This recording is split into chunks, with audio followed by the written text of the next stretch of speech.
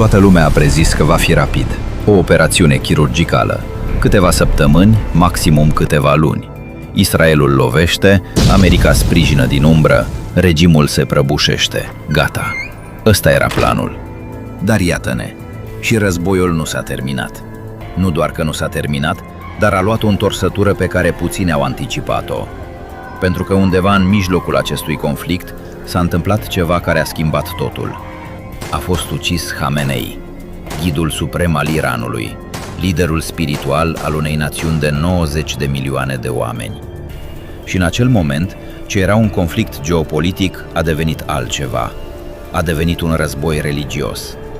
Astăzi vorbim despre de ce durează mai mult decât s-a calculat, despre ce înseamnă cu adevărat uciderea lui Khamenei, despre diferența dintre șiiți și suniți și de ce contează enorm în acest context, despre bomba cu ceas India-Pakistan și despre întrebarea pe care toată lumea o șoptește.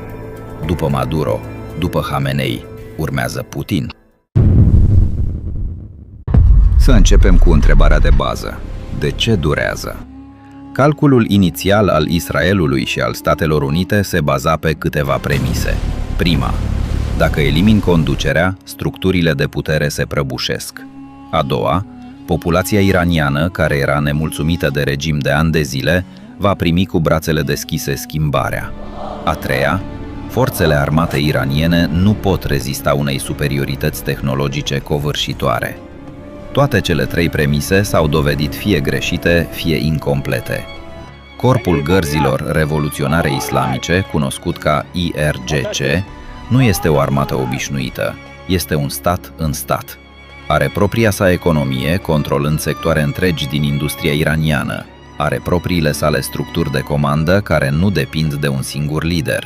Și mai ales, are o cultură a supraviețuirii construită pe 10 de ani de presiune externă.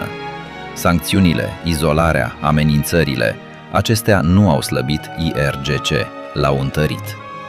Apoi există geografia. Iranul nu este un câmp deschis, este un platou înconjurat de munți, cu orașe dense, cu rețele subterane construite tocmai pentru un astfel de scenariu. Teheranul singur are o infrastructură subterană militară pe care experții o compară cu ceea ce aveau nord-coreenii. Și mai există rețeaua proxy, Hezbollah în Liban, Houthi în Yemen, miliții în Irak și Siria. Aceste grupuri nu au așteptat un ordin de la Teheran pentru a continua. Din contră, moartea lui Khamenei le-a dat exact combustibilul de care aveau nevoie pentru a escalada. Lecția din Vietnam, din Afganistan, din Irak se repetă. Să câștigi militar este un lucru, să administrezi după aceea este cu totul altceva. Acum să vorbim despre momentul central al acestui conflict. Când Khamenei a fost ucis, mulți analiști occidentali au reacționat cum reacționezi când cade un șef de stat. Au zis: bine, s-a terminat conducerea, acum vine haosul și apoi reconstrucția.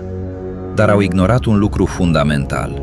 Khamenei nu era doar un lider politic, el era Valiye Faqih, ghidul suprem. În teologia șiită, această funcție nu este una administrativă, este una spirituală, aproape sacerdotală. Valiye Faqih este considerat reprezentantul pe pământ al imamului ascuns, figura mesianică a islamului șiit. Când ucizi un astfel de om, nu creezi un vid de putere, creezi un martir. Și aici intervine ceva profund în cultura șiită, pe care occidentalii o înțeleg foarte puțin. Șiismul a fost construit pe martiraj. Evenimentul fondator al întregii identități șiite este bătălia de la Karbala din anul 680 după Hristos, când Husain ibn Ali, nepotul profetului Muhammad, a fost ucis cu toți tovarășii săi de o armată superioară numeric. A refuzat să capituleze, a murit și în moartea sa a creat cea mai puternică forță mobilizatoare din islamul șiit. Până astăzi, milioane de oameni plâng în stradă în fiecare an la comemorarea lui Husain. Aceasta nu este nostalgie istorică, aceasta este identitate vie, prezentă, care definește cum un șiit înțelege suferința, rezistența și sacrificiul. Uciderea lui Khamenei a activat exact acest mecanism psihologic și cultural. Nu a zdrobit rezistența, a transformat-o. Acum trebuie să facem un pas înapoi și să clarificăm ceva esențial. Pentru că, fără să înțelegi această diviziune, nu poți înțelege nimic din ceea ce se întâmplă. Islamul este împărțit în două mari ramuri, sunniții și șiiții. Această diviziune datează din chiar primele decenii ale islamului, din anul 632 după Hristos, când a murit profetul Muhammad. Întrebarea care a rupt comunitatea islamică a fost una aparent simplă: cine conduce după moartea profetului? Sunniții au spus că liderul trebuie ales prin consens, prin tradiție, prin calitățile sale, și au recunoscut ca prim calif pe Abu Bakr, un tovarăș apropiat al profetului. Șiiții, în schimb, au susținut că puterea trebuie să rămână în familia profetului, la sângele său, și că singurul lider legitim era Ali ibn Abi Talib, vărul și ginerele lui Muhammad. Această dispută de acum 14 secole a creat două lumi separate, cu teologii diferite, cu practici diferite, cu identități politice diferite. Astăzi, sunniții reprezintă aproximativ 85 până la 90% din totalul musulmanilor din lume. Ei domină Arabia Saudită, Turcia, Pakistanul, Egipt, Indonezia. Șiiții sunt o minoritate la nivel global, dar o minoritate concentrată și influentă. Iranul este singurul stat cu populație majoritar șiită care a transformat această identitate religioasă în putere de stat. Irakul are majoritate șiită, Libanul are o populație șiită semnificativă, reprezentată politic de Hezbollah. Yemenul are mișcarea Houthi, care este de inspirație șiită. Acum, ce înseamnă asta în contextul războiului? Înseamnă că uciderea lui Khamenei nu mobilizează doar iranienii. Mobilizează o rețea globală de comunități șiite care se simt atacate în esența identității lor religioase. Irakienii șiiți, libanezii din Hezbollah, yemeniții Houthi, toți percep acest conflict nu ca pe o chestiune politică între state, ci ca pe o agresiune religioasă. Pe de altă parte, statele sunnite, Arabia Saudită, Emiratele Arabe Unite, Egiptul, au o relație ambivalentă cu tot ce se întâmplă. Iranul șiit a fost rivala lor regională timp de decenii.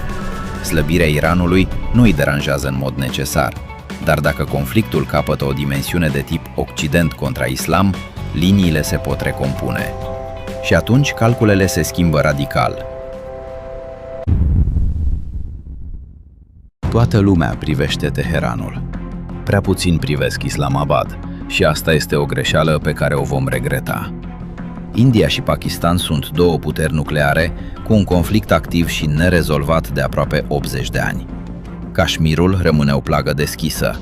Cele două țări au purtat deja 3 războaie. Tensiunile de la graniță sunt o constantă. Acum adaugă un element nou în ecuație. Pakistanul este un stat majoritar sunit, cu o populație profund religioasă și cu grupări extremiste interne care au dintotdeauna agenda lor. Dacă percepția unui război al Occidentului contra Islamului prinde în masa de 230 de milioane de pakistanezi, presiunea pe guvernul de la Islamabad devine enormă. Există un scenariu în care instabilitatea din Orientul Mijlociu alimentează grupările radicale din Pakistan, care, la rândul lor, presează guvernul să ia o poziție mai agresivă față de India. Și India, cu cei 200 de milioane de musulmani ai săi, aflată deja sub tensiuni interne legate de identitate religioasă, intră și ea în zona de instabilitate. Cheia este că India și Pakistan au arme nucleare. Orice escaladare între ele depășește orice calcul regional. Devine o problemă globală în câteva ore. China urmărește totul cu atenție. Are relații strategice strânse cu Pakistanul, are dispute teritoriale cu India și ar putea vedea într-o destabilizare a regiunii o oportunitate, nu o amenințare. Nimeni nu vorbește suficient despre asta. Ar trebui. Și ajungem la întrebarea care plutește în aer. Am văzut căderea lui Maduro în Venezuela, un dictator care părea inamovibil, susținut de Rusia și China, s-a prăbușit când presiunea internă și izolarea externă au atins un prag critic. Am văzut eliminarea lui Khamenei în Iran, un lider suprem care credea că ideologia și structura religioasă îl protejează. Urmează Putin. Răspunsul sincer este nu în același mod și probabil nu în același orizont de timp. Dar presiunile există. Rusia a intrat în Ucraina cu convingerea că va fi o operațiune de câteva zile. S-a transformat în cel mai lung și mai costisitor conflict european de după al doilea război mondial. Pierderile demografice sunt reale, economia este sub presiune permanentă, elitele sunt agitate, chiar dacă o fac în tăcere. Ceea ce trăim acum nu este un simplu conflict regional, este o recompunere a ordinii mondiale. Blocul autoritar, Rusia, Iran, China, Coreea de Nord, este sub presiune simultană pe mai multe fronturi. Aceasta este o oportunitate istorică pentru lumea democratică. Dar este și un moment extrem de periculos, pentru că statele încolțite sunt imprevizibile. Liderii cu spatele la zid iau decizii pe care niciun calculator rațional nu le-ar valida. Deci nu știm cum se termină asta. Dar știm că se va termina diferit față de cum a început și că lumea de după va arăta altfel față de lumea de dinainte. Întrebările rămân deschise. Crezi că Putin va cădea în următorii 5 ani? A greșit Israelul transformând un conflict politic într-unul religios prin uciderea lui Khamenei? Lăsați răspunsul în comentarii. Vreau să știu ce credeți. Dacă v-a plăcut analiza, abonați-vă. Urmează episodul despre cum China calculează toate aceste mișcări și ce înseamnă asta pentru Taiwan. Ne vedem data viitoare.